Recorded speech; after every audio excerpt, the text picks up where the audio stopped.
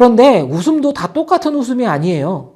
진짜 웃음이 있고 가짜 웃음, 일명 자본주의 웃음이 있습니다. 물론 학계에서는 심리학에서는 이걸 자본주의 웃음이라고 하진 않고요. 가짜 웃음은 패남 웃음이라고 합니다. 패남은 여러분 아시겠지만 미국의 굉장히 유명한 항공사이죠. 그 항공사 여승무원들, 남승무원들의 웃음이 자기적이라고 해서 가짜 웃음이라고 얘기를 해요.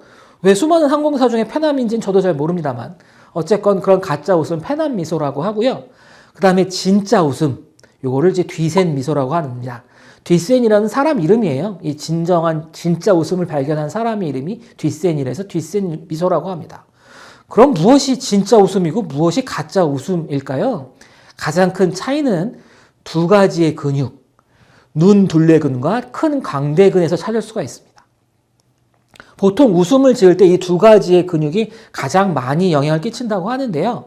큰 광대근은 입꼬리가 올라갈 때 쓰는 근육이고 눈 둘레근은 이 눈가에 있는 근육들을 움직이는 근육이라고 하는 겁니다. 그러니까 보통 우리가 웃음이라고 하면 눈이 웃고 입이 웃으면 웃음이라고 하죠. 그런데 입만 웃고 있는데 눈이 웃고 있지 않으면 그것을 가짜 웃음이라고 하는 겁니다. 이 눈의 움직임을 만들어주는 눈 둘레근이 우리의 의도에 따라서 잘 움직여지지 않는다고 해요. 그래서 정말 눈이 웃고 있으면 진짜 웃음이다. 눈이 제대로 웃고 있지 않고 입만 웃고 있으면 뒷센 미소가 아닌 패남 미소, 가짜 미소다라고 이야기를 하는 겁니다. 이쯤에서 이런 말씀 하시는 분들이 있어요. 나도 정말로 즐겁지 않은데 눈웃음 칠 수 있는데 그 정도가 아니고요. 이 안쪽까지 제대로 웃어야 그것이 진짜 웃음이라고 하는 거죠. 그런데 이 가짜 웃음, 진짜 웃음 구별하는 게 학문적으로만 중요한 게 아니라 실제로 이게 우리 라이프에 큰 영향을 끼친다고 해요. 옛날에 메이저리그 야구 선수의 연구가 있었습니다. 그 옛날에 데뷔했던 메이저리그 선수들의 프로필 사진을 봤어요. 그리고 그 사람이 그 프로필 사진을 찍을 때 어떤 미소를 짓고 있는가를 분석했습니다. 그리고 그 각 사람들의 평균 연령을, 그러니까 평균 수명을 조사해서 연관을 시켜봤더니 프로필 사진을 무표정하게 찍고 있었던 그런 사람들은 평균 연령이, 수명이 72.9세였는데 패남 미소, 가짜 웃음을 짓고 있었던 사람의 평균 수명은 75세였고 제대로 된 진짜 웃음, 뒷센 미소를 짓고 있는 사람의 수명은 79.9세였다고 합니다. 그러니까 무표정보다는 표정 짓고 있는 게 가짜 웃음이라도 좀 더 오래 살았고 정말 제대로 된 웃음, 진짜 웃음 짓고 있었던 사람은 더 오래, 가장 오래 살았다는 거죠. 이와 비슷한 연구, 우리나라에서도 졸업 앨범 연구라고 알려진 연구가 있는데 이건 한 여대에서 졸업 사진을 쫙 봤더니 졸업 사진에 찍힌 사진 중에서 절반의 사람들은 가짜 미소를 짓고 있었고요.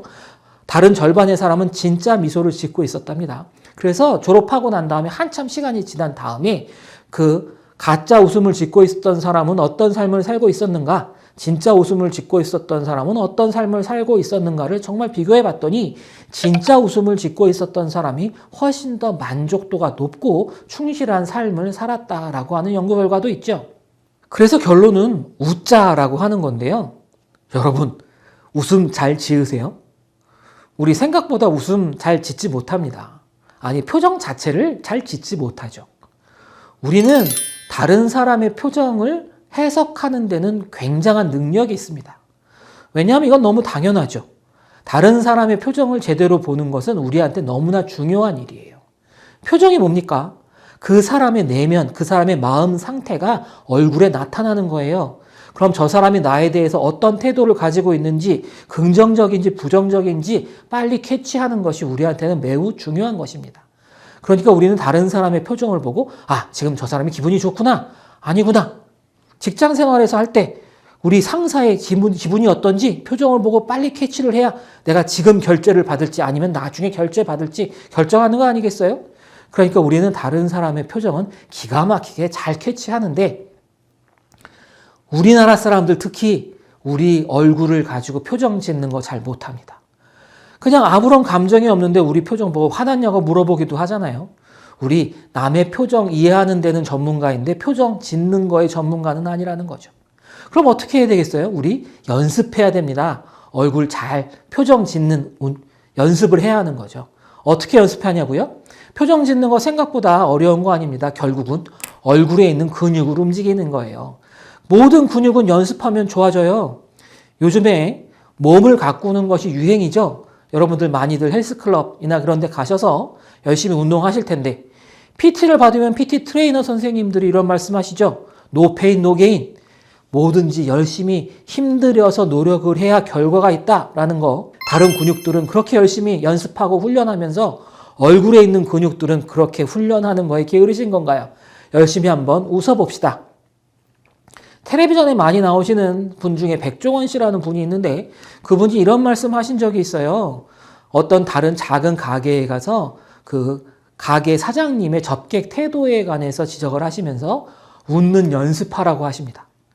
본인의 말씀을 하세요. 백종원 그분은 워낙 생긴 것이 그렇게 선량하게 안 생기셔서 웃어도 별로 그렇게 좋은 이미지를 못 주셨다고 합니다. 그래서 본인이 거울을 보고 매우 연습을 많이 하셨대요.